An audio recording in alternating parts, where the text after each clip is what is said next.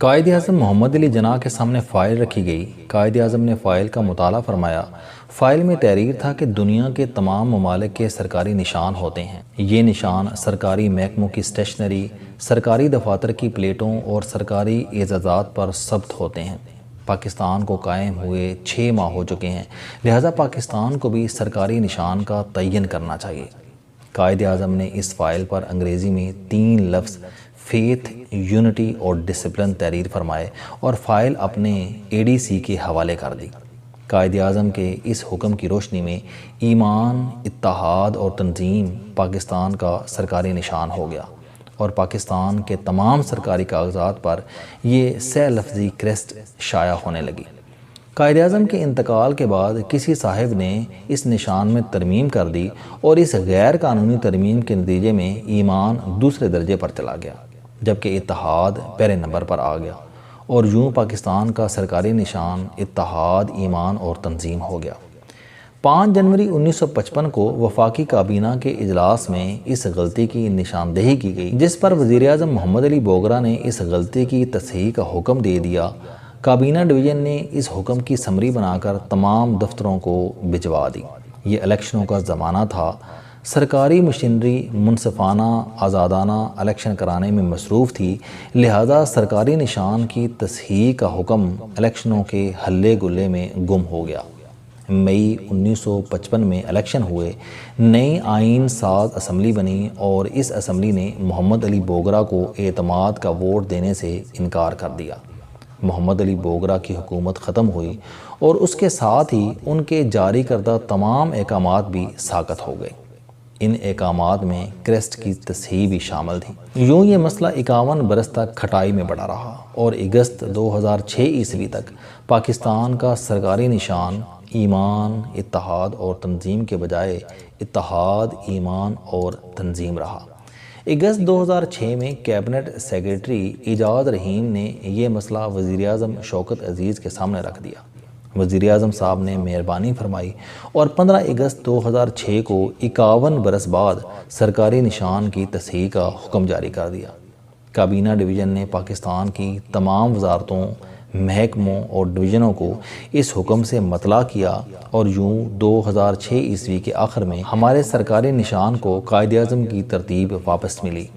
یہ جناب شوکت عزیز کا اچھا، مثبت اور شاندار فیصلہ تھا۔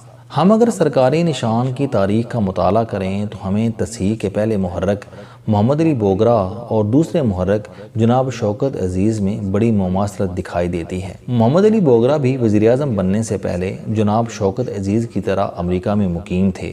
وہ بھی الیکشن لڑے بغیر براہ راست وزیر اعظم منتخب ہوئے تھے اور وہ بھی میر ظفر اللہ جمالی کی طرح خواجہ ناظم الدین کی برطرفی کے بعد وزیر اعظم بنے تھے، اور انہوں نے بھی دوسری مرتبہ وزیر اعظم بننے کے لیے مئی 1955 میں الیکشن کرائے تھے، لیکن بدقسمتی سے الیکشن کے بعد مسلم لیگ نے انہیں قائد حزب اقتدار نامزد کرنے سے انکار کر دیا تھا، جس کے نتیجے میں محمد علی بوگرا کا سیاسی کیریئر ختم ہو گیا تھا اور وہ اپنا بریف کیس لے کر واپس امریکہ لوٹ گئے تھے، اور ان کے جانے کے بعد سرکاری نشان کی تصحیح بھی کھٹائی میں پڑ گئی تھی۔ لیکن مجھے یقین ہے کہ تاریخ اس بار خود کو نہیں دہرائے گی۔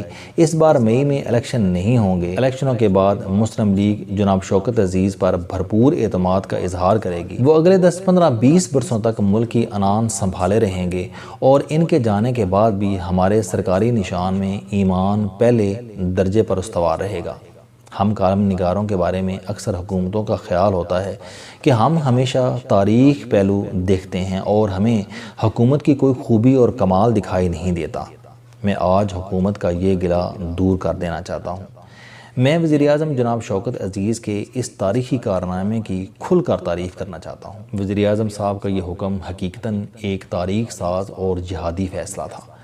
آج کے دور میں جب امریکہ کی اجازت کے بغیر ایمان کی الف تک کا ذکر ممکن نہیں، جس میں ایمان کا مطلب جہاد، نماز اور داڑھی ہے، جس میں ہر صاحب ایمان شخص مشکوک اور دہشت گرد سمجھا جا رہا ہے، اور جس میں نماز ادا کرنے والے سرکاری ملازمین کی ترقی رک جاتی ہے، اور جس میں ہر باریش شخص کی جاسوسی شروع ہو جاتی ہے، اس دور میں وزیر اعظم صاحب کا یہ جرأت مندانہ فیصلہ جہاد اکبر سے کم نہیں۔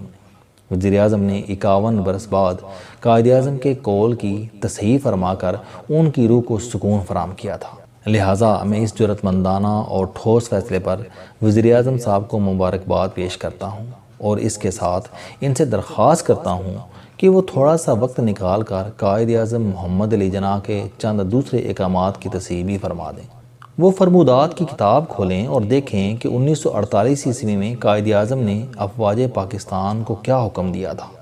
قائد اعظم نے فرمایا تھا کہ آپ لوگوں کا کام صرف سرحدوں کی حفاظت کرنا ہے، ملک چلانا سیاستدانوں کی ذمہ داری ہے۔ قائد اعظم نے کشمیر کو پاکستان کی شہرک قرار دیا تھا۔ قائد اعظم نے امریکہ کو شیطان کہا تھا۔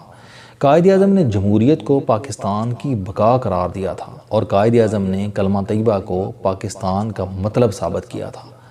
وزیر اعظم صاحب ملاحظہ فرمائیں کہ قائد اعظم کے دور میں گورنر جنرل کے سرکاری قافلے میں صرف 2 گاڑیاں ہوتی تھیں۔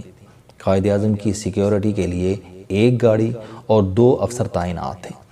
قائد اعظم اپنے کھانے کا بل خود ادا کرتے تھے۔ فاطمہ جناح گورنر جنرل ہاؤس میں رہتی تھیں، لیکن ان کے تمام ذاتی اخراجات قائد اعظم کے ذاتی اکاؤنٹ سے ادا ہوتے تھے۔ قائد اعظم کے دور میں کابینہ کے اجلاس میں چائے اور کافی سرو نہیں کی جاتی تھی اور قائد اعظم کی گاڑی تمام ریلوے پھاٹکوں اور ٹریفک کے اشاروں پر رکتی تھی۔ قائد اعظم نے اپنی زندگی میں اپنی ساری جائیداد 3 تعلیمی اداروں کے نام وقف کر دی تھی۔ قائد اعظم نے وزٹنگ کارڈ پر brother of governor general Pakistan چھپوانے پر اپنے بھائی سے ترک تعلق کر لیا تھا۔ قائد اعظم غیر مسلم سے شادی کرنے کی وجہ سے اپنی بیٹی سے پوری زندگی نہیں ملے تھے۔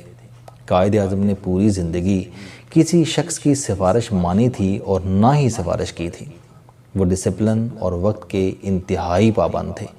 وہ گھڑی کی سوئی کے مطابق زندگی گزارتے تھے۔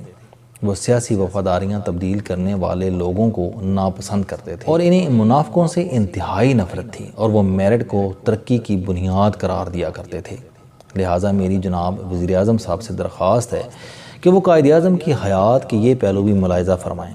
قائد اعظم کے یہ تمام اقدامات بھی سرکاری نشان کی طرح کبھی پاکستان کے آئین اور اساس کا حصہ ہوتے تھے، لیکن قائد اعظم کے بعد ہمارے جمہوری اور فوجی آمروں نے ان میں اپنی اپنی ضرورت کے مطابق ترامیم کر لیں۔ یہ لوگ سرکاری نشان کی طرح ان اقدامات کی ترتیب بھی الٹتے چلے گئے، یہاں تک کہ 21ویں صدی میں پہنچ کر ہماری اسمبلیاں وردی کے حق میں قراردادیں پاس کرنے لگیں اور ہماری سیاست لوٹا سازی کی صنعت بن گئی۔ میرا خیال ہے کہ اگر وزیر اعظم صاحب ان حالات میں ایمان کو پہلا درجہ دے سکتے ہیں تو وہ یقیناً فوج سے لے کر پولیس اور چیئرمین سینٹ سے لے کر چپراسی تک پاکستان کے تمام محکموں اور تمام افسروں کو بھی ان کی ذمہ داری سمجھا سکتے ہیں۔ وہ تمام اداروں اور تمام لوگوں کو قائد اعظم کے اقدامات کے رنگ میں بھی رنگ سکتے ہیں۔ وہ اس ملک کو قائد اعظم کا ملک بنا سکتے ہیں۔ میرا خیال ہے کہ یہ کام صرف ہمارے وزیر اعظم صاحب سر انجام دے سکتے ہیں۔ السلام علیکم دوستو، علم دوستی چینل بنانے کا مقصد موٹیویشنل اور زندگی بدل دینے والی کہانیاں آپ تک پہنچانا ہے۔ مجھے خوشی ہے کہ آپ احباب کو یہ ویڈیوز بہت پسند آ رہی ہیں۔ کوئی بھی شخص جو مایوسیوں میں گھرا ہو یا کوئی بھی شخص جو اپنی زندگی مثبت انداز سے گزارنا چاہتا ہے، اس کے لیے یہ چینل لائف چینجنگ ثابت ہوگا۔ میرا دعویٰ ہے کہ کوئی بھی شخص اگر اس چینل کی ویڈیوز دیکھ اور سن لے گا تو اس کی زندگی بدل جائے گی۔ اگر آپ کو یہ چینل پسند آئے تو اسے سبسکرائب کرنا نہ بھولیں تاکہ ہر نئی آنے والی ویڈیو آپ تک پہنچ سکے۔ اس ویڈیو کو دوسروں تک ضرور پہنچائیں کیونکہ یہ صدقہ جاریہ ہے۔